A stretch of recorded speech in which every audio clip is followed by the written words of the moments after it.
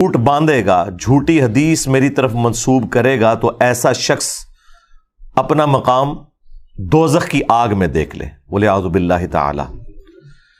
اور یہ ایشو اتنا کریٹیکل ہے کہ ایون میدان جنگ کے موقع کے اوپر بھی جب سیدنا علی رضی اللہ تعالیٰ عنہ ایک حدیث بیان کرنے لگے، بخاری اور مسلم دونوں میں آتا ہے، اپنی فوج کے موریل کو بلند کرنے کے لیے خوارج کے خلاف، تو انہوں نے وہاں پر حدیث بیان کرنے سے پہلے ایک جملہ بولا جو امام بخاری امام مسلم دونوں نے نقل کیا ہے۔ سیدنا علی کہتے ہیں کہ میں آسمان سے زمین پر گر پڑوں مجھے یہ تو گوارا ہے، یعنی اتنی بڑی تکلیف، لیکن مجھے یہ چیز گوارا نہیں کہ میں کوئی ایسی بات اللہ کے محبوب صلی اللہ علیہ وآلہ وسلم کی طرف منسوب کر دوں جو میں نے خود ان سے سن نہ رکھی ہو۔ یعنی آسمان سے زمین پہ گرنے کی جو تکلیف ہے، اس کا جو عذاب ہے، اس سے بڑا عذاب اس شخص کو ہونے والا ہے جو رسول اللہ کی طرف جھوٹی حدیث منسوب کرے گا۔ ظاہر ہے جب نبی الاسلام نے فرما دیا اپنا مقام جہنم میں دیکھ لے، اور وہ حدیث بخاری مسلم میں سیدنا علی روایت کر رہے ہیں، تو جہنم میں چلا جانا اس سے بڑا کون سا عذاب ہو سکتا ہے؟ بخاری اور مسلم دونوں میں یہ حدیث موجود ہے کہ جہنم کی آگ جو ہے وہ دنیا کی آگ سے بھی 70 گنا تیز ہے اپنی ہیٹ کی اعتبار سے، اور وہ آگ بھی ایسی ہے جو اندھی آگ ہے، اس میں روشنی کوئی نہیں ہے، کالی ہے، کوئی چیز نظر نہیں آئے گی۔ وَلِعَوْذُ بِاللَّهِ تَعَالَى اللہم اجرنا من النار، آمین۔ تو یہ اگر پورا سینیریو آپ کے سامنے ہو تو آپ کو اندازہ ہوگا کہ یہ حدیث کو اتنی بے احتیاطی کے ساتھ بیان کرنا کہ حدیث تو حدیث ہوتی ہے، اصلی ہو یا جعلی، یہ بڑا خطرناک معاملہ ہے۔ حدیث کا معاملہ کوئی ایسا نہیں ہے کہ کسی بزرگ کی طرف آپ جھوٹا واقعہ منسوب کر دیں تو وہ زیادہ سے زیادہ آپ کے نام اعمال میں جھوٹ لکھا جائے گا، لیکن اگر آپ نے رسول اللہ کے حوالے سے کوئی بات کی صلی اللہ علیہ وآلہ وسلم تو کنفرم جہنم لکھی جائے گی آپ کے لیے۔ اسی لیے محدثین بڑی احتیاط کیا کرتے تھے، اور اس حوالے سے میں سمجھتا ہوں سب سے بڑا کام جس شخصیت نے کیا ہے وہ امام مسلم ہے، ابو الحسین مسلم بن حجاج القشیری المتوفى 261 ہجری۔ انہوں نے امت پہ یہ احسان کیا کہ یہ جتنے کرٹیکل اصول محدثین تھے وہ انہوں نے حدیث کی کتاب کا حصہ بنا دیے۔ ویسے آپ اسماء الرجال کے اوپر اگر کتابیں ڈھونڈنے نکلیں تو الگ سے کتابیں آپ کو ملیں گی۔ اسماء الرجال کا علم یہ ہے کہ جو بھی اس میں مرد یا عورتیں انوالو ہیں حدیث روایت کرنے میں، ان کے متعلق اتھینٹک نالج، تاکہ یہ پتا چلے کہ اس کی حدیث قبول ہوگی یا نہیں ہوگی، اس علم کو اسماء الرجال کا علم کہا جاتا ہے۔ امام مسلم نے یہ احسان کیا کہ انہوں نے حدیث کی کتاب کا حصہ اسے بنا دیا۔ اس اعتبار سے مسلم شریف باقی ساری احادیث کی کتابوں سے منفرد ہے، کیونکہ باقی احادیث کی کتابوں میں جو اس طرح کی باتیں آتی ہیں ان کے اوپر کوئی ورڈکٹ دینے کے لیے ہمیں محدثین کی الگ سے لکھی ہوئی کتابوں کا حوالہ دینا پڑتا ہے، لیکن مسلم شریف کے اندر امام مسلم نے اپنے مقدمے کے اندر وہ سارے کرٹیکل اصول لکھ دیے جس کی وجہ سے آپ کو یہ پتا چل جائے کہ صحیح حدیث کیوں ضروری ہے۔ اور انہوں نے مسلم شریف کے پہلے چیپٹر کو نام دیا المقدمہ۔ 92 روایات اس دلیل کے اوپر لے کے آئے کہ صحیح حدیث کیوں ضروری ہے، اور 93 نمبر حدیث کتاب الایمان وہاں سے سٹارٹ ہوا۔ وہ مسلم شریف کی پہلی باقاعدہ حدیث ہے جو ادر دین مقدمے کے ہے۔ ویسے تو مقدمے میں بھی احادیث ہیں، صحابہ کے اقوال ہیں، تابعین کے اقوال ہیں، تبع تابعین کے اقوال ہیں، لیکن 93 نمبر حدیث جو ہے وہ مسلم شریف میں کتاب الایمان کی پہلی حدیث ہے، جو حدیث جبرائیل ہے، جو جبرائیل علیہ السلام انسانی شکل میں آ کے نبی علیہ السلام سے سوالات پوچھتے ہیں۔ پہلی جو 92 روایتیں ہیں نا وہ امام مسلم نے مسلم شریف کا حصہ بنا دی۔ آج ہم ڈنکے کی چوٹ کے اوپر لوگوں کو بتا سکتے ہیں کہ دیکھو یہ انجینئر کی ذاتی بات نہیں ہے، یہ شیخ البانی کا ذاتی قول نہیں ہے، یہ شیخ زبیر علی زئی صاحب اپنی طرف سے بات نہیں کر رہے، یہ شیخ شعیب ارناؤت نے اپنی طرف سے بات نہیں کی، یہ اصول محدثین ہے اور وہ مسلم شریف کا حصہ ہے، الگ سے آپ کو کوئی کتاب نہیں لینی پڑتی۔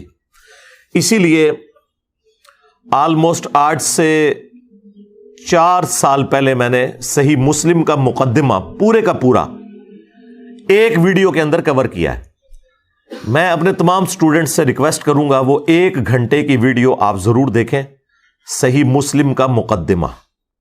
اس کو میں نے سمجھایا ہے، ویسے تو سمجھائے بغیر بھی کوئی عام آدمی بھی اسے پڑھے نا اسے پتہ چل جائے گا، لیکن میں نے مثالیں دے کے اسے عام فہم کر کے ایک عام بندے تک جو اردو پڑھنا نہیں بھی جانتا اس تک وہ بات پہنچائی ہے کہ صحیح حدیث کیوں ضروری ہے۔ اور یہ بات امام مسلم نے لکھی ہے۔ امام مسلم رحمہ اللہ کوئی انجینئر صاحب کی ویڈیو سے متاثر تو نہیں تھے، میں تو خود متاثرین امام مسلم ہوں۔ میں یہ سمجھتا ہوں کہ آج یہ ہمارا پلیٹ فارم اللہ کے فضل سے علم حدیث کے حوالے سے جو خدمت کر رہا ہے، آج اگر امام مسلم رحمہ اللہ تعالی زندہ ہوتے تو یقیناً گریڈنگ میں پہلا نمبر ہمارے اس پلیٹ فارم کو دیتے کہ ہم نے امام مسلم کے اس منہج کو جو محدثین کا منہج انہوں نے ایک جگہ جمع کیا تھا وہ عام بندے تک پہنچا دیا ہے اللہ کے فضل سے۔ آپ وہ مقدمہ دیکھیں۔ علم حدیث کے حوالے سے میری 3 ویڈیوز بہت کریٹیکل ہیں۔ نمبر 1 صحیح مسلم کا مقدمہ، اور یہ ساری HD ریکارڈنگز کے اندر موجود ہیں، ایک ایک ریفرنس لگا ہوا ہے۔ نمبر 2 انٹروڈکشن آف حدیث، حدیث کہتے کسے ہیں؟ بسا اوقات صحابہ کرام تابعین کے اقوال کو بھی محدثین حدیث کہہ کے ہی نقل کرتے ہیں، کیونکہ بات تو ہوتی ہے نا، وہ جو نبی علیہ السلام تک پہنچ جائے وہ حدیث مرفوع ہے، جو کسی صحابی تک پہنچے وہ حدیث موقوف ہے، پھر اسی طریقے سے نیچے۔ یہ پورے کا پورا جو علم حدیث کے حوالے سے نالج ہے وہ ایک جگہ جمع ہے، انٹروڈکشن آف حدیث۔ آپ یہ لکھیں، انشاءاللہ آپ کو ایک ایک بات سمجھ آ جائے گی۔ اور تیسرا لیکچر ہے انٹروڈکشن آف مشکات المصابیح۔ میں نے بخاری مسلم کے تعارف کے اوپر الگ سے لیکچر ریکارڈ نہیں کروائے، لیکن مشکات المصابیح کے تعارف کے اوپر میں نے پوری ویڈیو ریکارڈ کروائی کہ اہل سنت کی مین سٹریم کی آلموسٹ 13 کتابیں انکلوڈنگ کتب 6 جن میں صحیحین بخاری اور مسلم اور 4 سنن 4 کی کتابیں، ان سب کا نالج ایک جگہ میں نے جمع کر دیا ہے، مشکات المصابیح کے تعارف کو بتاتے ہوئے کہ یہ امام نے کتنی بڑی خدمت کی ہے، 2 اماموں نے مل کے، امام بغوی نے اور امام ولی الدین تبریزی نے۔ اور اس کے حوالے سے اس کے فٹ نوٹ کے اوپر جو حکم لگے ہوئے ہیں وہ بھی میں نے تفصیل کے ساتھ سمجھائے ہیں۔ یہ 3 ویڈیو ضرور دیکھیں، صحیح مسلم کا مقدمہ، انٹروڈکشن آف حدیث اور انٹروڈکشن آف مشکات المصابیح۔ تو آپ کو علم حدیث کے حوالے سے جتنا نالج چاہیے وہ ایک جگہ آپ کو جمع ہوا مل جائے گا انشاءاللہ تعالی۔ مسلم کے مقدمے میں امام مسلم نے صرف احادیث کے اوپر اکتفا نہیں کیا، صحابہ کرام کے اقوال نقل کیے، تابعین کی آپس میں ڈسکشن نقل کی، جھوٹے راویوں کی جو کارستانی ہیں وہ بیان کی، جو راوی مدلسین تھے ان کو ایڈریس کیا، جو ضعیف راوی تھے ان کو ایڈریس کیا، جو اختلاط کا شکار ہو گئے تھے، بڑھاپے میں حافظہ کمزور ہو گیا یا وہ احادیث کو مکس کر جایا کرتے تھے، یہ تمام ٹاپکس انہوں نے تفصیل کے ساتھ ڈسکس کیا۔ اور آپ دیکھیں کہ امام مسلم کی پرائورٹی دیکھیں کہ انہوں نے مسلم کا جو مقدمہ ہے نا اس کا آغاز قرآن کی آیت سے کیا، سورۃ الحجرات، اعوذ باللہ من الشیطان الرجیم، بسم اللہ الرحمن الرحیم، یا ایھا الذین آمنوا، اے ایمان والو، ان جاءکم فاسق بنبأ، اگر تمہارے پاس کوئی فاسق یعنی جھوٹا شخص، اعلانیہ کبیرہ گناہ کرنے والا شخص کوئی خبر لے کر آ جائے، فتبینوا، تو اس کی تحقیق کر لیا کرو، ان تصیبوا، قومم بجہالہ، کہیں ایسا نہ ہو کہ تم اپنی اگنورینس کے اندر، جہالت کے اندر کسی قوم کو نقصان پہنچا بیٹھو.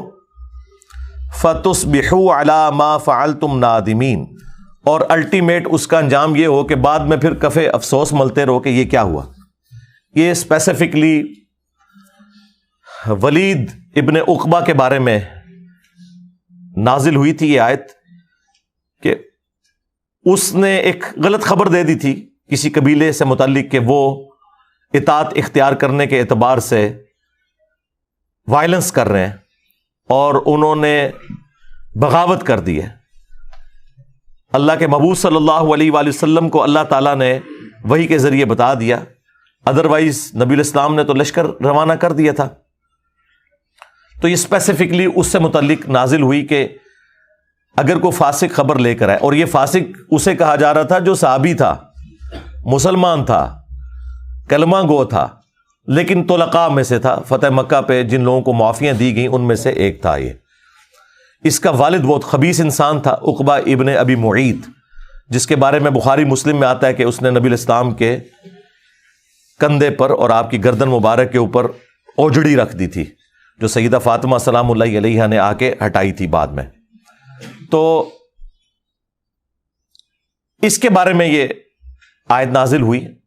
خیر یہ کوئی سدھرا نہیں ہے، اس کا پھر آگے معاملہ چلتا ہی رہا ہے. جز رفع الیدین میں امام بخاری نے اس کے بارے میں نقل کیا ہے کہ یہ اپنی بیوی کو بہت مارتا تھا. نبی الاسلام نے کافی دفعہ سمجھایا، پھر بھی باز نہیں آیا، تو نبی الاسلام نے اپنے دونوں ہاتھ اٹھا کے اس کے لیے بد دعا کی تھی. یہ بد دعا ہے وہ شخص ہے.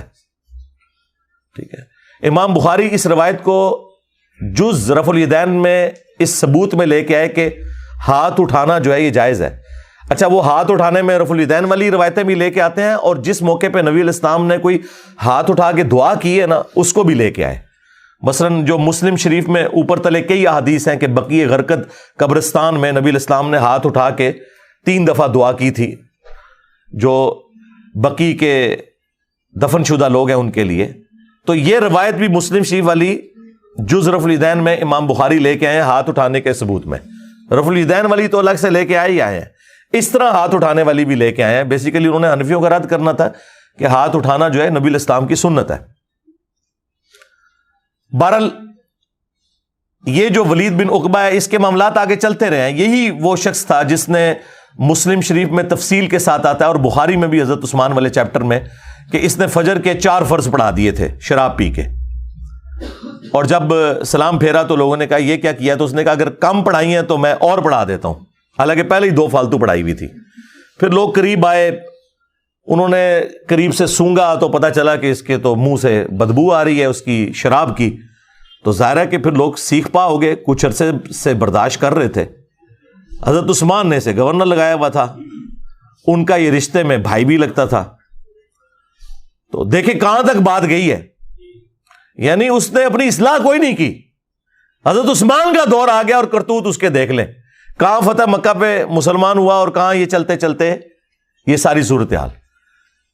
پھر حضرت عثمان کو لوگوں نے خط لکھا اور کہا کہ یہ اپنا تحفہ واپس لے لیں، ہم نے ابو موسیٰ اشعری کو کوفے کا گورنر لگا دیا ہے. یعنی خلیفۃ المسلمین سے پوچھے بغیر ہی انہوں نے اتنا بڑا ڈیسیژن کیا. یہ اس زمانے میں سوچنا بھی امپاسبل تھا. تو اسی لیے جو تاریخ دان ہیں، محدثین ہیں، وہ کہتے ہیں یہ پہلا موقع تھا جب حضرت عثمان کی رٹ کمزور ہو گئی کہ ان کے گورنر کو لوگوں نے ہٹا کے اپنی مرضی سے گورنر لگا لیا. اب جب وہ یہ واپس پہنچا ادھر مدینہ شریف، تو بخاری میں موجود ہے، مسلم میں ذرا تفصیل کے ساتھ ہے، تو لوگوں نے باتیں کرنی شروع کر دی کہ اے ان تے پر آئے تکاں گے ہونے نوں کوڑے لگ دین کے نہیں. لیکن وہ تو حضرت عثمان تھے نا، وہ کیسے دین کے معاملے میں کوئی کمپرومائز کر سکتے تھے. تو حضرت عثمان نے کہا میں کوئی لحاظ نہیں کروں گا. سیدنا علی چونکہ چیف جسٹس تھے اس وقت، تو حضرت علی کو کہا کہ ٹھیک ہے، اس کے اوپر جو مقدمہ بنتا ہے وہ کریں اور سزا دیں، اسے کوڑے لگائیں. نبی علیہ السلام تو 40 کوڑے لگوایا کرتے تھے، حضرت ابوبکر بھی 40 لگواتے تھے، لیکن حضرت عمر کے دور میں شراب نوشی عام ہو گئی تھی، کیونکہ یاشیاں لگ گئیں، وظیفے ہو گئے، تو پھر لوگ زیادہ شراب پینا شروع ہو گئے. اے بریلوی دیوبندی اہل حدیث شیعہ دی گل نہیں ہو رہی سرکار، اس زمانے دے بہترین مسلمانوں دی گل ہو رہی ہے۔ تو حضرت عمر نے وہ 80 کوڑے کر دیے کہ 40 نہیں، اب میں 80 لگواؤں گا۔ اور یہ حضرت علی نے ہی مشورہ دیا تھا کہ چونکہ قرآن میں آیا نا کہ جو کسی عورت کے اوپر جھوٹا الزام لگاتا ہے نا تو اسے 80 کوڑے لگائے جائیں گے۔ اس سے انہوں نے اجتہاد کیا کہ جو شراب کے نشے میں دھت ہوتا ہے وہ پھر لوگوں کے اوپر جھوٹ بکنا شروع کر دیتا ہے، لہٰذا وہ بھی اسی کیٹیگری میں فال کرے گا۔ اب سیدنا علی سے حضرت عثمان نے کہا کہ ٹھیک ہے آپ اس کے اوپر جاری کریں حد۔ تو سیدنا علی نے اپنے بیٹے حسن سے کہا کہ حسن اٹھ اور اسے کوڑے لگا۔ تو حسن ابن علی نے ایک جملہ بولا جو میں سمجھتا ہوں کہ آج تک ہمارے لیے مشعل راہ ہے اس حوالے سے کہ ہر زمانے میں اس طرح کے ایشوز آئیں گے۔ انہوں نے کہا کہ جو اس کی میٹھی کھاتا ہے وہی اس کی کڑوی بھی چکھے۔ حالانکہ باپ ہے اتنا عظیم صحابی حضرت علی، بیٹا بھی عظیم جنتی نوجوانوں کا سردار، لیکن اپنے باپ کی بات نہیں مانی اور کہا کہ میں یہ کام نہیں کروں گا۔ جو اس کی میٹھی کھاتا ہے یعنی حضرت عثمان جو اس کے بینیفیشری ہیں اس حوالے سے کہ یہ ان کا گورنر ہے، تو اب جب اس پہ برا وقت آیا نا تو کڑوی بھی یہی چکھیں۔ حضرت علی نے اس کے اوپر کوئی ریئیکٹ نہیں کیا، بلکہ اپنے دوسرے بیٹے عبداللہ بن جعفر جو کہ بھتیجا بھی لگتا تھا اور بیٹا بھی، اس لیے کہ حضرت جعفر کی جو وائف تھی اسما بنت امیس، ان کی شہادت کے بعد حضرت ابوبکر نے شادی کر لی تھی ان سے، اور حضرت ابوبکر کی وفات کے بعد اسما بنت امیس سے شادی کر لی تھی حضرت علی نے۔ اس لیے حضرت علی کے دو بیٹے بڑے لاڈلے ہیں جو ان کی وائف سے ہیں، ایک عبداللہ بن جعفر اور دوسرے محمد بن ابی بکر۔ بیٹے حضرت ابوبکر کے ہیں لیکن 5 سال کی عمر میں ان کی کفالت میں آگے تھے۔ تو عبداللہ بن جعفر سے کہا کہ بیٹا اٹھو، تو انہوں نے جب 40 کوڑے لگا لیے تو حضرت علی نے کہا کہ بس، نبی اسلام 40 لگواتے تھے، حضرت ابوبکر 40، حضرت عمر نے 80 کر دیے، مجھے دونوں محبوب ہیں لیکن 40 پہ ہی میں اکتفا کرتا ہوں۔ ویسے میں ہوتا کہنا حضرت 80 لواؤ انہوں نے۔ حضرت علی نے وہاں بھی نرمی کا مظاہرہ کیا، اور وہ حضرت حسن اس لیے کہہ رہے تھے کہ یہ بنو امیہ سے ہے، ہم بنو ہاشم سے ہیں، جب کوڑے ہمارے ہاتھوں سے لگیں گے تو ایک نیگیٹو سائیکالوجی ڈیولپ ہو جائے گی ان کے اندر، تو اس لیے انہوں نے انکار کیا۔ بہرحال یہ مجھے ضمناً یاد آ گیا، یہ الگ سے ایک ٹاپک ہے چونکہ اس کے ساتھ جڑا ہوا تھا۔ اب بعض لوگوں کو اتنی عقیدت ہے ولید بن عقبہ سے کہ وہ حضرت علی، حضرت حسن، حسین، فاطمہ کا تو دفاع نہیں کرتے لیکن اس کا بڑا دفاع کرتے ہیں۔ تو اس لیے اس سے متعلق جتنی احادیث میں جو اس کی فضائل آئے تھے وہ میں نے کہا میں ساتھ ساتھ آپ کو بیان کر دوں، تاکہ اس کا دفاع کرتے ہیں نا وہ، ایون وہ کہتے ہیں کہ یہ جو آیت کے اندر ہے نا فاسق خبر لے کے آئے تو یہ کوئی اور بندہ تھا، حالانکہ سارے مفسرین اسی کو مینشن کر کے آئے ہیں۔ تو میں نے کہا اگر نہیں ماننا تو میں تمہیں مسلم شریف سے اس کے فضائل بیان کر دیتا ہوں، میں امام بخاری کی جز رفع الیدین سے بیان کر دیتا ہوں صحیح سند کے ساتھ۔ وہاں تو تمہیں حنفیوں سے لڑنے کے لیے وہ روایت پیش کرنا پڑتی ہے نا کہ حضور نے ہاتھ اٹھا کے بددعا کی تمہارے اس بزرگ کے لیے جس کا تم دفاع کرتے ہو۔ تو ظاہر ہے کہ وہ ایک خاندان امیہ کی محبت تو انہیں پلا دی گئی ہے نا، جس طرح بنی اسرائیل کو بچڑے کی محبت پلا دی گئی تھی۔ ہاں جو اچھے لوگ ہیں، اب جنگ صفین میں کئی ایسے لوگ ہیں جو بنو امیہ سے ہیں اور حضرت علی کے ساتھی تھے، ظاہر ہے ہم انہیں تو برا نہیں سمجھتے، یا نعوذ باللہ من ذالک حضرت عثمان غنی رضی اللہ تعالیٰ عنہ ہو یا عمر بن عبدالعزیز رضی اللہ تعالیٰ عنہ، انہیں تو برا نہیں سمجھتے، نعوذ باللہ، کیوں اپنا ایمان برباد کریں گے؟ اگرچہ نبی الاسلام نے کیٹاگوریکلی کہا ہے، مجھے لوگ کہتے ہیں نا جی آپ بنو امیہ ذکر کرتے ہیں تو آپ پورے خاندان کو لپیٹے میں لے رہے ہیں، تو نبی الاسلام نے بھی اسی طرح گفتگو کی ہے۔ المستدرک للحاکم میں موجود ہے، مسند ابی یعلا میں موجود ہے۔ حضرت ابو ہریرہ کہتے ہیں حضور نے اپنی وفات سے چند دن پہلے خواب دیکھا کہ بنو مروان کے بندر میرے ممبر کے اوپر اچھل کود رہے ہیں۔ تو حضرت ابو ہریرہ کہتے ہیں پھر حضور اپنی وفات تک مسکرائے نہیں ہے کھل کے، اس غم کے سبب کہ میری وفات کے بعد بنو مروان کے بندر میرے ممبر کے اوپر آ جائیں گے۔ اب مجھے بتائیں بنو مروان سارے کا سارے ہی بندر تھا، لیکن حضور نے تو کیٹاگوریکلی کہا، حالانکہ مروان کی اولاد میں بڑے بڑے نیک لوگ ہیں، خود عمر بن عبدالعزیز مروان کے 2 ڈومیننٹ بیٹے تھے، عبد الملک اور عبد العزیز۔ عبد الملک کے 4 بیٹے خلیفہ بنے ہیں، ولید بن عبد الملک، سلیمان بن عبد الملک، اور بیچ میں عمر بن عبد العزیز آ گئے، اور پھر اس کے بعد یزید بن عبد الملک اور ہشام بن عبد الملک۔ اور اس کی بیٹی جو تھی فاطمہ بنت عبد الملک، وہ بیوی تھی عمر بن عبد العزیز کی، اور وہ اس وقت مدینہ کے گورنر تھے۔ اور عمر بن عبد العزیز کا نام کیا ہے؟ عمر بن عبد العزیز بن مروان بن حکم، تو بنو مروان میں سے ہیں خود۔ تو حضور نے کیوں نہیں اس طرح کہہ دیا کہ جی ایکسکلوڈنگ فلاں فلاں، میں تو پھر بھی کہہ دیتا ہوں احتیاطاً، تو وہ امپلائڈ ہوتا ہے اس کے اندر۔ اگر ہم بنو ہاشم کی تعریف کر رہے ہیں تو اس میں امپلائڈ ہے کہ ابو لہب اس میں شامل نہیں ہے۔ اب کوئی بیوقوف ہے نا کوئی کہہ جی تسی بنو ہاشم دی تعریف کیتی ہے تے وچوں ابو لہب نو کیوں نہیں کڈیا؟ بھائی حضور نے بھی نہیں نکالا ہوا تھا۔ وہ انڈرسٹوڈ ہوتا ہے۔ جب نبی علیہ السلام کہہ رہے تھے سب سے بہترین خاندان میں مجھے اللہ نے مبعوث کیا، بخاری مسلم میں جو آتا ہے، تو بنو ہاشم کی جب تعریف کی تو ظاہر ہے جو اس میں کافر ہیں وہ تو ایکسکلوڈ کر دے جائیں گے آٹومیٹیکلی، وہ بتانا ضروری نہیں ہوتا۔ خیر اس طرف واپس آئیں، امام مسلم رحمہ اللہ نے صحابہ کرام کے اقوال، تابعین کے اقوال، تبع تابعین کے اقوال، کئی ایک واقعات اس میں بڑے انٹرسٹنگ نقل کیے مقدمے کے اندر۔ آپ وہ پڑھیں تو آپ کو اندازہ ہوگا کہ علم حدیث کتنا سینسٹیو ٹاپک ہے۔ ابن عباس کے پاس کچھ فتوے لائے جاتے ہیں حضرت علی کی شہادت کے بعد، امام مسلم نے یہ مقدمے میں نقل کیا ہے۔ اب ابن عباس وہ فتوے پڑھتے جا رہے ہیں اور کہہ رہے ہیں اللہ کی قسم علی نے یہ فیصلہ نہیں لکھا، اللہ کی قسم علی نے یوں نہیں کیا ہوگا، اور اینڈ پہ انہوں نے بولا اللہ کی قسم اگر علی نے یہ کیا ہوتا تو علی بھی گمراہ ہو جاتا، یہ تو قرآن و سنت کے خلاف فیصلے ہیں۔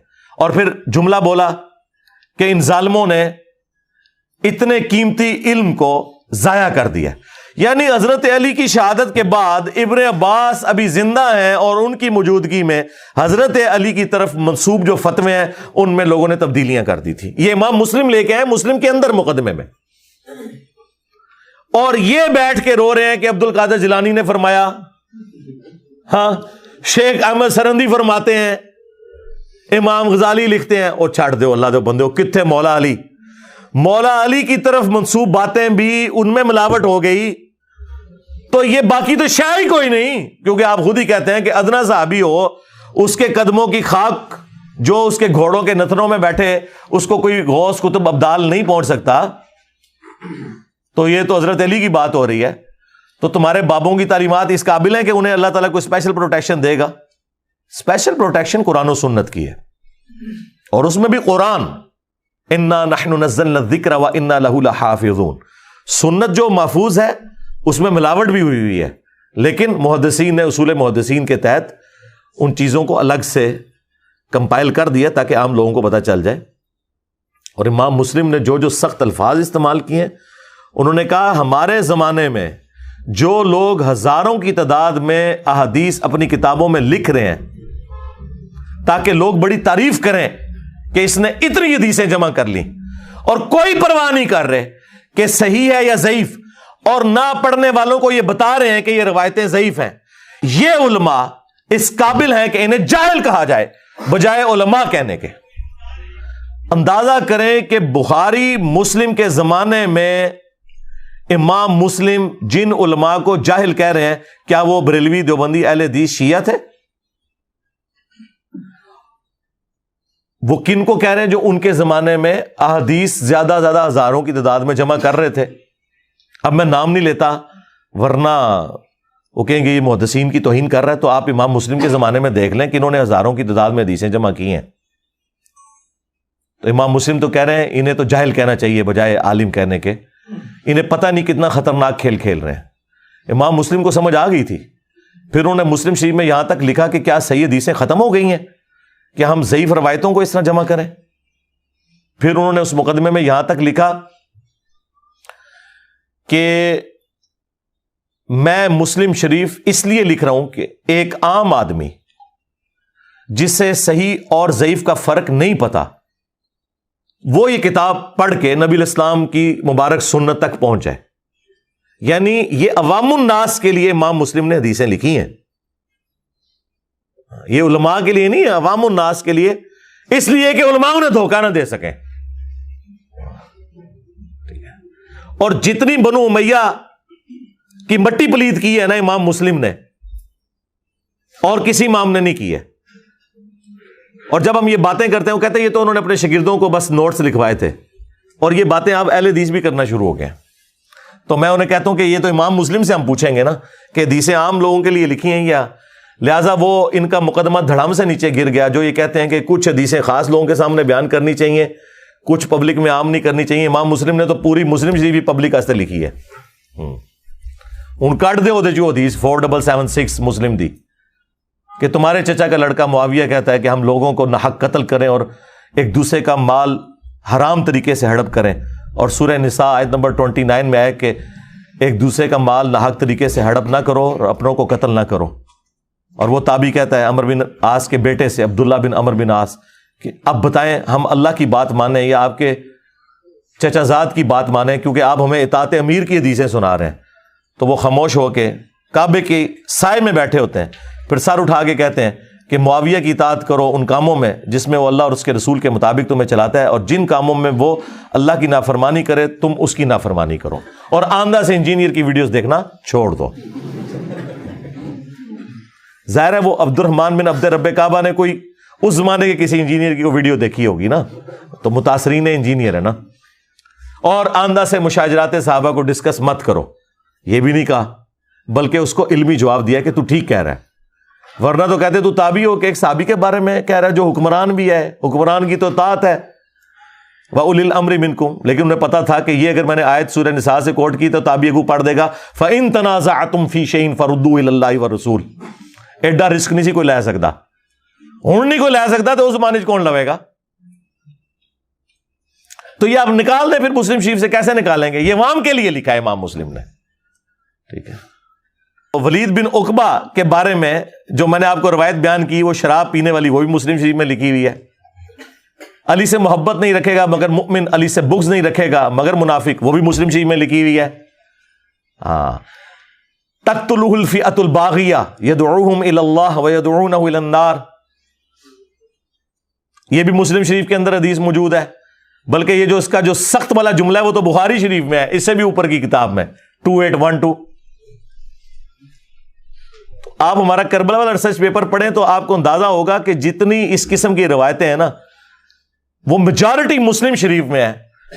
جو یہ کہتے ہیں چھپانی چاہیے, اور امام مسلم کہہ رہے ہیں میں عام بندے کو بتا رہا ہوں کہ کیا کام ڈالا ہے.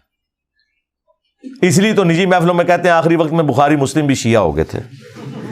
نہیں, یہ نہ کہا کرو یار, یہ بدتمیزی ہے. یہ کہا کرو کہ آخری وقت میں بخاری مسلم بھی انجینئر کو سننا شروع ہو گئے تھے, تاکہ لوگ آپ سے پوچھیں کہ اللہ کے بندو انجینئر تو بعد ہی چاہیا یار, انجینئر تو خود متاثرین ہے بخاری مسلم ہے.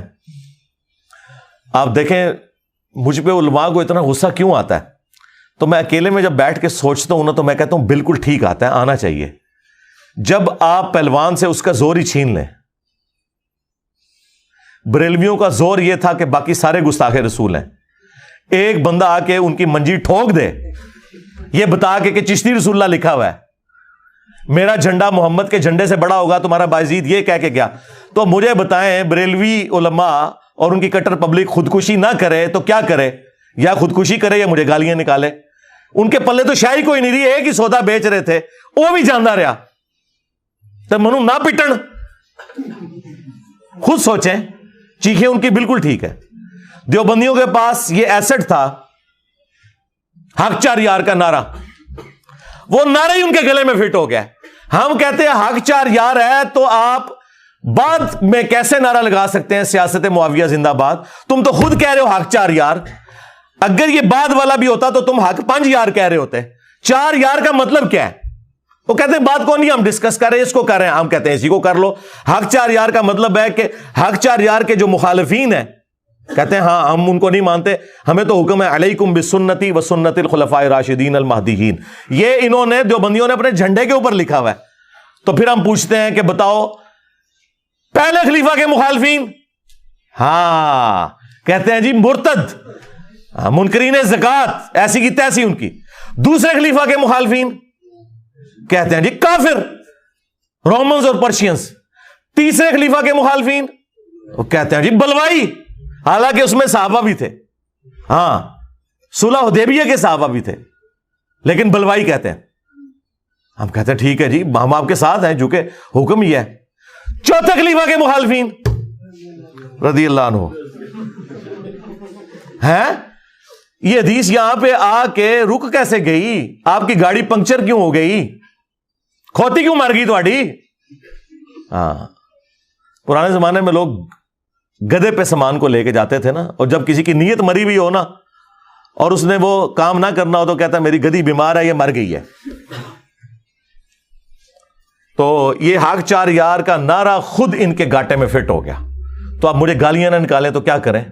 کل تک کہتے تھے بریلوی جو ہے وہ کہتے ہیں مردوں سے مانگ سکتے ہو. میں نے کہا کہ تمہارے اشرف علی تھانوی نے نقل کیا کہ قاسم نانوتوی 6 سال بعد مرنے کے قبر سے نکلا، خواب میں نہیں بیداری میں، اور دیوبند کے 2 مولویوں کی صلح کروا کے واپس چلا گیا. اور جس مولوی نے یہ منظر دیکھا سخت سردیوں کے اندر اس کا لحاف جو ہے وہ پسینے سے تر ہو گیا، اور بھی کچھ نکل گیا ہوگا. اور وہ کہتا ہے ابھی بھی مولانا قاسم آئے تھے، ہائے ہائے ہائے ہائے صدقے جاواں. اب اس کے بعد دیوبندی مجھے گالیاں نہ نکالیں تو اور کیا کریں؟ جس بات پہ انہوں نے بریلویوں سے اپنی ایڈینٹی علیحدہ کی تھی وہی میں نے ان کے گاٹے میں فٹ کر دی. اہل حدیث کا ترا امتیاز تھا کہ جی ہمارا ہر مسئلہ بخاری مسلم میں لکھا ہوا ہے. دیکھ لیں نماز کا طریقہ بخاری مسلم میں. انہیں کیا پتا تھا کہ 2812 نکل آئے گی. تقتلہ الفئۃ الباغیہ یدعوہم الی اللہ ویدعونہ الی النار. افسوس اے عمار، تجھے ایک باغی جماعت قتل کرے گی، تو انہیں اللہ اور جنت کی طرف بلائے گا، وہ جماعت جہنم کی طرف بلائے گی. تو ان کو نہیں پتا تھا کہ ان کے ساتھ یہ کچھ ہونے والا ہے. تو اس کے بعد وہ کیوں نہ چیخیں اور یہ کیوں نہ کہیں کہ انجینئر سے تو بریلوی بہتر ہے. ہاں، اور بریلوی کیوں نہ کہیں کہ انجینئر سے تو وہابی اہل حدیث بہتر ہے. کیوں نہ کہیں؟ وہ اس کے سوا چارہ نہیں. ان کے بڑے بھی یہی کچھ کرتے تھے. ان کے بڑے وہ تھے جو ہمارے بڑوں کے مخالفین تھے. یعنی وہ سورہ نساء میں آیا کہ یہودی کہتے ہیں کہ مسلمانوں سے تو مشرکین عرب بہتر ہیں. اتنی دشمنی پہ اتر ہے کہ مسلمان حضرت موسیٰ کو پیغمبر مان رہے ہیں، مسلمان حضرت موسیٰ علیہ السلام کا احترام کر رہے ہیں جس طرح اپنے پیغمبر کا کر رہے ہیں، اور مشرکین عرب تو جانتے بھی نہیں حضرت موسیٰ علیہ السلام کو. وہ تو کسی آسمانی مذہب سے متاثر نہیں تھے، لیکن دشمنی اس لیول کی کہ انہوں نے کہا نہیں یہ ان سے بدتر ہے مسلمان جو ہے وہ مشرکین عرب سے. استغفر اللہ.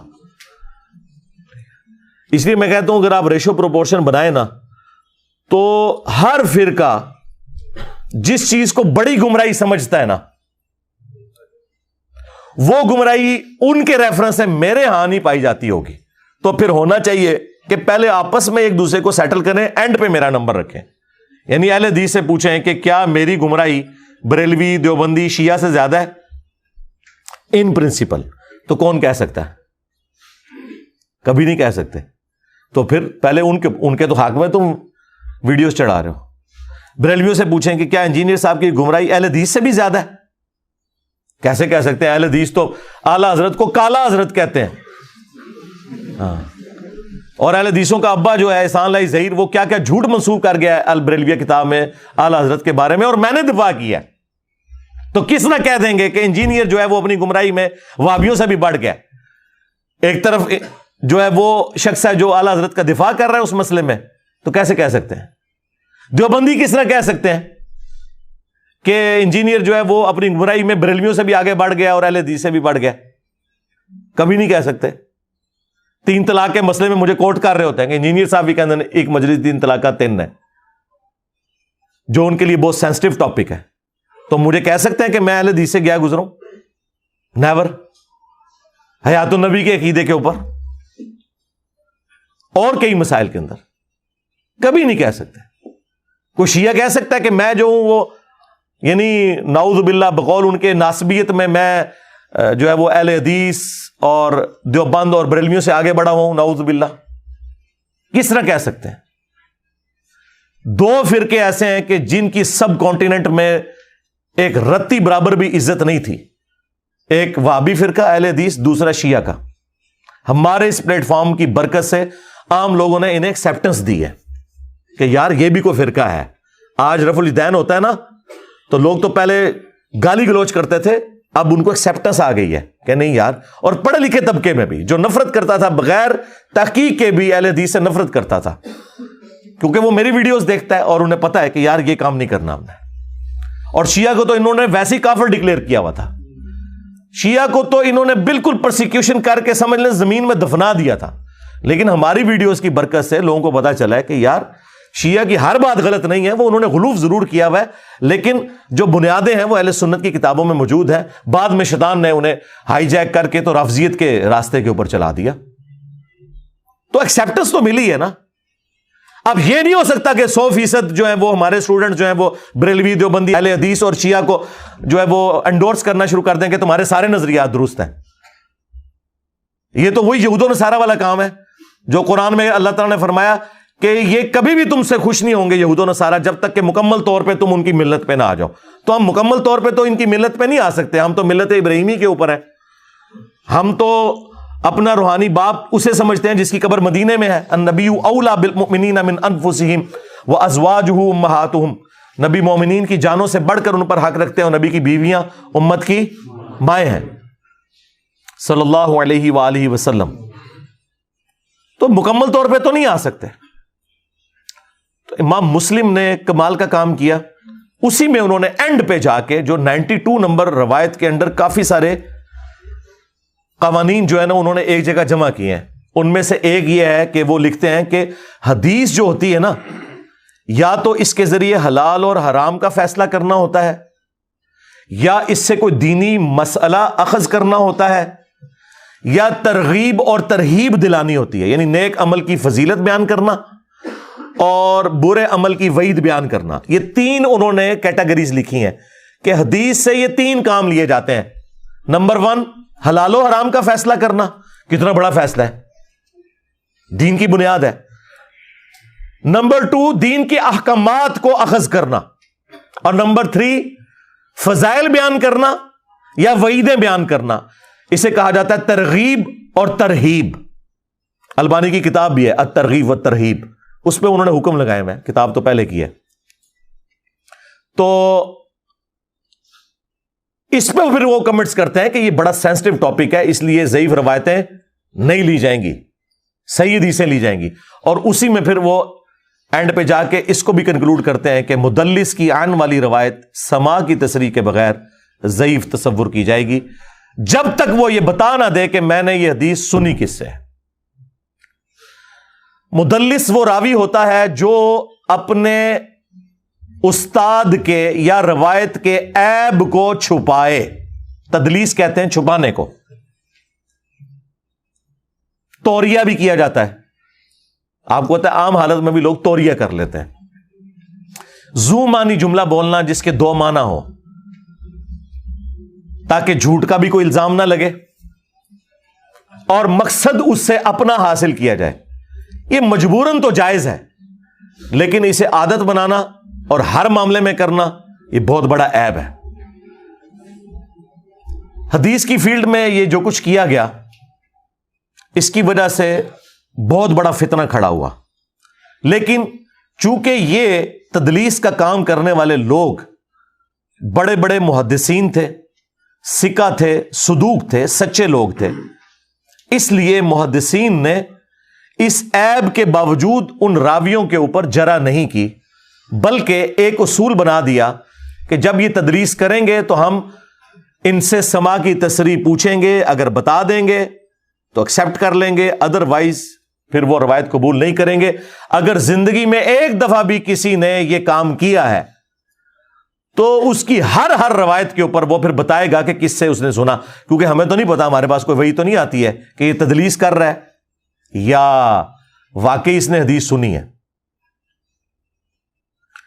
تو اس کے لیے وہ جو ورڈ یوز کرتے تھے نا، وہ عن کرتے تھے، اس لیے کہتے ہیں مدلس کی عن والی روایت، عین اور نون، کہ فلاں سے روایت ہے. اب اگر کوئی تابعی کہتا ہے کہ حضرت ابو ہریرہ سے روایت ہے، تو یہ چیز ضروری ہے کہ حضرت ابو ہریرہ رضی اللہ تعالیٰ عنہ سے اس نے سماع کیا ہو.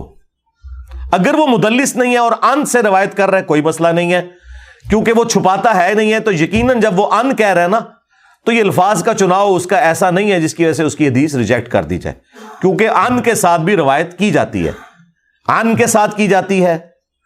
سمعت یعنی میں نے اس سے سنا، حدثنا اس نے ہم سے حدیث بیان کی، اخبرنا اس نے ہمیں خبر دی۔ اب یہ جو الفاظ ہیں نا اس میں تو توریہ نہیں ہو سکتا، تدریس نہیں ہو سکتی۔ حدثنا اس نے ہم سے حدیث بیان کی، اب سکہ راوی تو جھوٹ بول ہی نہیں سکتا۔ ایک چکر ہے جس میں وہ چھپا سکتا ہے، وہ ان کہے کہ فلاں سے روایت ہے، فلاں سے روایت تو ہے لیکن تمہیں کس نے بتائی، فلاں نے یا کسی اور نے، تو وہ چھپا گیا۔ این ممکن ہے کہ اسی نے بتائی ہو، این ممکن ہے کہ کسی اور نے بتائی ہو۔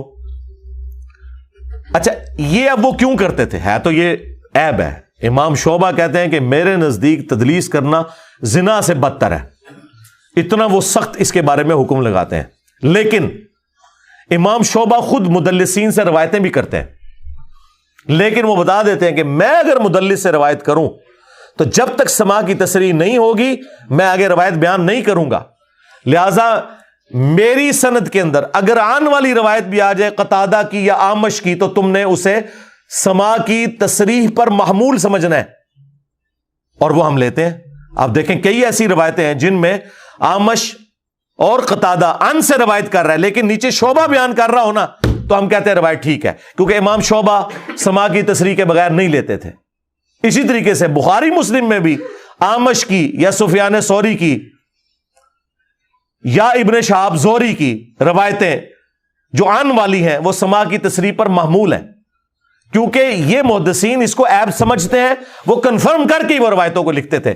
ہمیں سماع کی تصریح ملے نہ ملے، بخاری مسلم کے بارے میں یہ ایگریڈ اپون مسئلہ ہے کہ وہ سماع کی تصریح پر معمول ہے۔ ویسے بعض لوگوں نے محنت بھی کی ہے اور سماع کی تصریح مختلف کتابوں سے نکالی ہے۔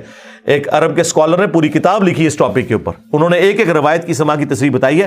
بہرحال چونکہ ایک قانون ہے، ایکسیپٹنس اسے مل چکی ہے، لہذا ہمیں ایک ایک روایت کی اس تحقیق میں جانے کی ضرورت نہیں ہے۔ لیکن بخاری مسلم کے باہر جتنی حدیث کی کتابیں ہیں ان میں آپ کو سماع کی تصریح تلاش کرنی ہوگی۔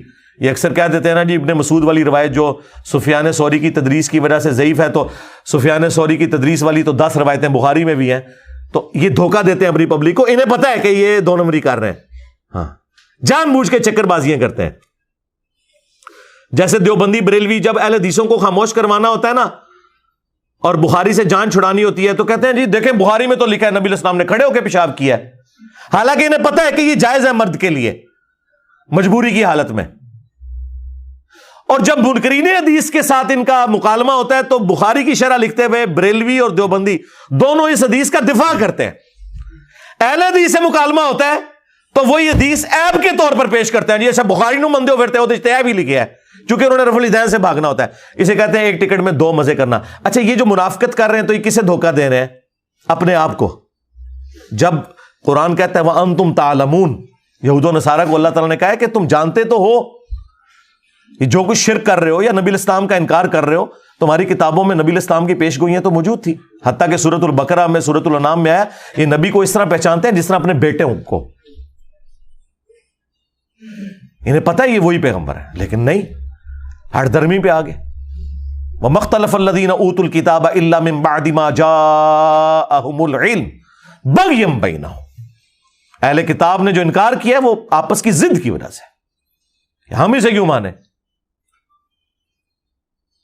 تو یہ ضد آ جائے تو پھر یہی کچھ ہو جاتا ہے۔ تو یہاں پہ بھی انہیں پتہ ہے یہ بات کہ بخاری مسلم کی جو تدلیس والی روایتیں ہیں وہ سماع کی تصریح پر محمول ہے، وہ کنفرم کیا ہوا ہے انہوں نے کہ یہ روایت ہم نے فلاں سے سنی ہوئی ہے، ادر دین بخاری مسلم ہوگا۔ جس طرح دیکھیں آپ ایک حدیث ہے ابو داؤد کے اندر، سنن ابن ماجہ میں، کہ اگر میں سجدہ جائز سمجھتا تو بیویوں سے کہتا کہ اپنے خاوندوں کو سجدہ کریں اس حق کے سبب جو اللہ تعالیٰ نے انہیں دیا ہے۔ اس حدیث کے نیچے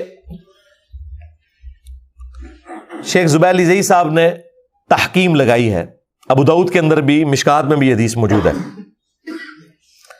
اور بتایا کہ اس میں شریک القاضی مدلس ہیں، عن سے روایت کر رہے ہیں، لیکن انہوں نے سماع کی تصریح کر رکھی ہے سنن کبری البیہقی میں، وہاں انہوں نے یہ روایت عن سے بیان نہیں کی بلکہ حدثنا یا اخبرنا سے بیان کی ہے، لہذا اس کا حکم اٹھ گیا، پتہ چل گیا۔ لیکن اگر دنیا کی کسی کتاب میں عن والی روایت سماع کی تصریح کے ساتھ نہ ملے یا کسی اور سند پہ کسی اور راوی سے نہ ملے، پھر ہم اس حدیث کو ایکسیپٹنس نہیں دیتے۔ اچھا، سماع کی تصریح ملنا بھی کافی نہیں ہے، یہ نہ ہو کہ سماع کی تصریح مل رہی ہو اور اس سند میں کوئی اور حکم آ جائے، جیسے یہ جو محمد بن اجلان والی روایت ہے دلائل النبوہ میں یا ساریت الجبل والی، اس میں ایک روایت کے اندر تو محمد بن اجلان جو ہے وہ مدلس عن سے روایت کر رہے ہیں، دوسری میں انہوں نے سماع کی تصریح کی ہوئی ہے، لیکن دوسری روایت کے اندر دوسرا حکم موجود ہے، تو خالی سماع کی تصریح بھی کافی نہیں ہوگی۔ اگر اس میں پھر کوئی اور راوی ایڈ ہو گیا یا کوئی اور انقطاع آ گیا تو وہ پھر روایت ایکسیپٹیبل نہیں ہوگی۔ یہ میں آپ کو باریکی سمجھا رہا ہوں، یہ نہ کوئی سماع کی تصریح بھی لیا کہ جی دیکھو، نہیں، وہ سند یا تو پھر وہی سند ایگزیکٹلی ہو، اور اگر اس سے ہٹ کے سند ہے تو اور کوئی اس میں بیماری نہیں آنی چاہیے، یعنی ایک پاس چپ کٹے دوسرے پاس نہ چپ نکل جائے، جسے ہمارے پنجابی زبان میں کہا جاتا ہے، تو یہ کام نہیں ہونا چاہیے۔ تو یہ ایک ایگریڈ اپون مسئلہ ہے، محدثین کے ہاں سماع کی تصریح تلاش کی جاتی ہے، اور مجھے بتائیں اس کے سوا اور چارہ کیا تھا؟ ویسے تو امام شعبہ والا کام ہوتا نا، جس طرح انہوں نے سخت سٹانس لیا تھا کہ اٹھا کے ساری ریجیکٹ کر دو، نہ سو ادھروں تدلیس کی تھی، جب فارغ ہو اتنا ساڑھے کو فالتو ٹائم نہیں تو سماعی تصریحاں تلاش کرتے رہیے۔ شیخ زبیر صاحب نے میری ویڈیو میں بتایا ہے، ایک جب میں نے ان سے کوشچن کیا ایک مسجد میں، انہوں نے کہا کہ بعض اوقات میرے 3 راتیں لگ جاتی ہیں ایک روایت کی سماع کی تصریح تلاش کرتے ہوئے، کیونکہ میں ذمہ داری سے میں نے روایت کو ضعیف یا صحیح ڈکلیئر کرنا ہے، اگر نہ ملے تو پھر میں ضعیف کہتا ہوں، اور اگر میں فوراً ضعیف ڈکلیئر کر دوں، کل کو کوئی آ کے کہے کہ جی یہ دیکھیں جی یہ سماع کی تصریح نکل آئی ہے، پھر میں کیا کراں گا؟ اور وہ بڑے تنگ تھے اس کی وجہ سے۔ ایک دفعہ میں عصر کی نماز کے لیے وضو کر رہا، تو وہ مجھے آج بھی منظر یاد ہے، شیخ صاحب سامنے والی ٹوٹی پہ بیٹھ کے مسواک کر رہے تھے، میں اس طرف بیٹھا ہوا تھا، مجھے کہتے ہیں علی بھائی آج مجھے بڑا غصہ آیا ہوا ہے محدثین کے اوپر۔ میں نے کہا کیوں؟ کہتے دیکھو یار یہ خود اصول بناتے ہیں، اب خود وہ دیکھو زابی کو خود مانتا ہے کہ اعمش کی تدریس جو ہے وہ اس کی آن والی روایت قبول نہیں کی جائے گی، اور اس نے کتنی حاکم کے اندر روایتیں جو ہے صحیح ڈکلیئر کر دی ہیں، اپنے ہی اصول خود توڑ دیا ہوا ہے۔ جب اصول بناتے ہو تو اس کے اوپر عمل کرو، اور خیر ان کا بھی کیا اصول تھا، وہ تو امام مسلم نے لکھا ہوا ہے۔ پھر ابن حجر اسقلانی نے باقاعدہ مدلسین کی پوری ایک کیٹیگری ڈیفائن کی کہ یہ پہلے طبقے کے ہیں، یہ دوسرے کے ہیں، تیسرے کے ہیں، اور جو خود شرائط بیان کرتے ہیں اس میں وہ خود ان طبقات کا خیال نہیں رکھ سکتے، وہ ان کی نظر میں طبقات ہیں، وہ کوئی ایگریڈ اپون نہیں ہے۔ جو تیسرے میں ڈالنا تھا اسے دوسرے میں ڈال دیا، اور اس کی وجہ سے پھر وہ حنفی پیش کرتے ہیں، یہ جی سفیان ثوری تو تیسرے درجے کا نہیں ہے، یہ دوسرے درجے کا ہے، جبکہ دوسری جگہ وہ موجود ہوتا ہے۔ اور پھر اس کا خطرہ کتنا بڑا ہے آپ سوچ نہیں سکتے۔ ایک روایت ہے سنن کبری البیہقی کے اندر کہ نبی علیہ السلام نے فرمایا کہ 3 مساجد کے علاوہ اعتکاف نہیں ہے، بیت اللہ شریف، مسجد نبوی اور بیت المقدس، مسجد ایلیا، مسجد اقصی۔ اس حدیث کی سند بالکل درست ہے اصول محدثین کے اوپر، سوائے ایک حکم کے۔ اب جو لوگ مدلس کی آن والی روایت سے صرف نظر کرتے ہیں ان کے تو گاٹے میں یہ روایت فٹ ہو گئی، کیونکہ یہ تو قرآن کے خلاف ہے، قرآن میں تو کہیں نہیں لکھا ہوا، قرآن میں تو مطلقاً سورۃ البقرہ میں ہے کہ جب تم مسجد میں اعتکاف کرو، ورنہ تو آتا کہ جب تم حرم میں اعتکاف کرو۔ تو دنیا کی ہر مسجد میں اعتکاف ہو سکتا ہے، قرآن تو اپنے مقدمے میں واضح ہے، اور پوری امت کا اجماع بھی ہے۔ امام شافعی کا قول ہے کہ اگر کوئی صحیح حدیث بھی اجماع امت کے خلاف ہو، ایکسیپٹیبل نہیں ہوگی، وہ حدیث یا تو منسوخ ہوگی، یعنی وہ پرانا حکم ہوگا، یا پھر کوئی اور اس کے اندر کوئی جرح مفسر پائی جاتی ہوگی، یا کوئی اور ایشو ہوگا، کیونکہ امت پوری کی پوری گمراہ نہیں ہو سکتی، پوری امت، ایک فرقہ نہیں سرکار، پوری امت اس بات کو مانتی ہے کہ دنیا کی ہر مسجد میں اعتکاف ہو سکتا ہے، اور یہ نسل در نسل مسلمانوں نے عقیدہ اجماع اور عملی تواتر سے نقل کیا ہے۔ لہٰذا اب مجھے بتائیں اس روایت، اگر یہ روایت صحیح ہے، یہ شیخ البانی کے نزدیک تو روایت صحیح ہے، تو صحیح حدیث کیسے اجماع امت کے خلاف ہو گئی؟ تو شیخ زبیر صاحب نے یہ مثال کوٹ کی. اچھا انہوں نے ایک بڑا اچھا مضمون لکھا ہے, وہ تو میں آپ کو پورا سمجھاؤں تو یہاں 10 گھنٹے چاہیے. 40 صفحوں کا مضمون ہے وہ, مقالات کی پہلی جلد کے اندر. اگر کسی کو شوق ہے نا تدلیس کو سمجھنے کا, تو یہ تو میں ابھی صرف ایک جو عام لیول کی چیزیں وہ آپ کو بتا رہا ہوں, وہ آپ پورا مضمون پڑھیں. مقالات کی پہلی جلد, شیخ زبیر لزئی صاحب کے جو مختلف مضامین تھے رسالوں میں جو چھپے تھے, وہ بعد میں مقالات کی 6 جلدیں آ چکی ہیں. ان میں پہلی جلد میں یہ 40 صفحوں کا پورا ایک مضمون ہے. تو اب اس روایت سے کیسے جان چھڑائیں گے؟ تو شیخ زبیر صاحب کہتے ہیں میرے نزدیک تو یہ روایت اصول محدثین پہ ضعیف ہے, کیونکہ امام مسلم نے لکھا ہے مدلس کی آن والی روایت سما کی تصریح کے بغیر ضعیف تصور ہوگی. تو اس میں سفیان بن عیینہ مدلس ہے, عن سے روایت کر رہے ہیں, سما کی تصریح ڈھونڈے نہیں ملتی. تو اس طرح کی پھکیاں شیخ زبیر صاحب نے اپنے بعض استادوں کو دیں جو اس وقت تھوڑا اس معاملے میں کمزوری دکھاتے تھے, کہ پھر ان روایتوں کو صحیح مانو تو یا پھر اس اصول کو مانو جو محدثین کے ہاں اسٹیبلش ہے. اچھا تدلیس کے حوالے سے ایک اور بڑی حیران کن مثال ہے. مسند احمد کے اندر حدیث موجود ہے, مشکات المصابی کے اندر بھی موجود ہے, اور امام بخاری نے الادب المفرد کے اندر بھی یہ حدیث نقل کی ہے. اب یہ اصول محدثین پر صرف تدلیس کے ایشو کی وجہ سے ضعیف ہے کہ نبی صلی اللہ علیہ وآلہ وسلم نے فرمایا جو شخص اپنے جاہلی نسب کے اوپر فخر کرے اسے کہو کہ اپنے باپ کی شرمگاہ کاٹ کے اپنے منہ میں رکھ لے, اور یہ بات کنائے سے نہ کرو, ڈائریکٹ اسے کہو. اب یہ اتنی حیا سوز بات رسول اللہ کی زبان پہ نہیں آ سکتی صلی اللہ علیہ وآلہ وسلم. اس حدیث کی سند میں حسن بصری مدلس ہے اور عن سے روایت کر رہے ہیں, اور سما کی تصریح نہیں ہے. اگرچہ وہ محدثین جو کہ اس تدلیس سے صرف نظر کرتے ہیں وہ اس حدیث کو صحیح مانتے ہیں, لیکن جب ہم ان پر اعتراض کرتے ہیں کہ اس کا جواب دو, یہ اتنی گستاخانہ بات ہے, تو جواب ان کے پاس کوئی نہیں ہے. وہ کہتے ہیں جب اصول پہ ٹھیک ہے تو اب اس کی ہم تعویل کچھ بیان کریں گے, وہ ہوتی کوئی نہیں. لیکن ہم لوگ سیف سائڈ پہ ہیں. حسن بصری جو خیر التابعین میں سے ہیں, خیر التابعین 4 بندے ہیں ٹاپ آف لسٹ, اویس کرنی, حسن بصری, سعید ابن مسیب, سعید ابن جبیر, یا اس کے بعد محمد بن سیرین کہہ لیں. ان میں سے ایک بندہ ٹاپ پہ, اور یہ وہ تابعی ہے جس سے صحابہ نے حدیثیں روایت کی ہوئی ہیں. یعنی انہوں نے کسی صحابی سے سنی اور کسی اور صحابی نے ان سے سن کے وہ حدیث بیان کی. یہ اتنے جلیل القدر تابعی ہیں, حضرت عمر کے دور کے اندر پیدا ہوئے ہیں, سینئر تابعین میں سے. وہ بھی اگر تدلیس کریں ان کی روایت ریجیکٹڈ ہے, کیونکہ قرآن کے خلاف ہے. وَإِنَّكَ لَعَلَىٰ خُلُقٍ عَظِيمٍ, نبی الاسلام اخلاق کے بلند ترین درجے کے اوپر فائز ہیں. اور بخاری مسلم میں حدیث ہے نبی صلی اللہ علیہ وآلہ وسلم میں کنواری لڑکیوں سے زیادہ شرم و حیا تھی, اور نبی الاسلام کے چہرے مبارک کے آثار سے ہم اندازہ لگا لیتے تھے کسی بات کو اگر آپ برا منا جائیں, یعنی آپ اپنے ایکسپریشنز کو چھپا بھی نہیں سکتے تھے. اتنا یعنی نبی الاسلام کا جو کریکٹر تھا وہ لوگوں کے سامنے تھا واضح طور پر. تو جس میں کنواری لڑکیوں سے زیادہ شرم و حیا ہو وہ یہ بات کر سکتا ہے جو مسند احمد میں لکھی ہوئی ہے؟ کبھی بھی نہیں کر سکتا. لہذا تدلیس اس حوالے سے ایک بہت بڑی آزمائش ہے, عربی والا فتنہ, کہ جب تک اس ایشو کو آپ ریزالو نہیں کریں گے امت کے لیے مصیبت کھڑی ہو جائے گی. تو یہ چند کریٹیکل مثالوں میں سے ایک ہے جو میں نے کئی ایک لیکچرز کے اندر بیان کی ہیں, کہ امام مسلم نے جو یہ رول لکھا کہ مدلس کی عن والی روایت سما کی تصریح کے بغیر ضعیف تصور ہوگی, اس کے بغیر چارہ ہی کوئی نہیں. اور یہ بھی یاد رکھیے گا مدلس کی عن والی روایت سما کی تصریح کے بغیر جب ضعیف تصور ہوگی تو اس کی ہر روایت کے لیے الگ الگ سما کی تصریح چاہیے. یہ نہیں ہے کہ ایک روایت میں وہ سما کی تصریح کر دیتا ہے پھر اسی راوی سے ایک اور حدیث بیان کرتا ہے جو بالکل الگ ہے اور وہ عن سے کرتا ہے, اور آپ یہ کہیں گے جی چونکہ یہ کر دی ہوئی ہے وہ بھی قبول ہوگی. نہ, کیسے ہو سکتا ہے؟ پھر وہ عن کر رہا ہے, اس کی سما کی تصریح بھی تلاش کرنی ہوگی.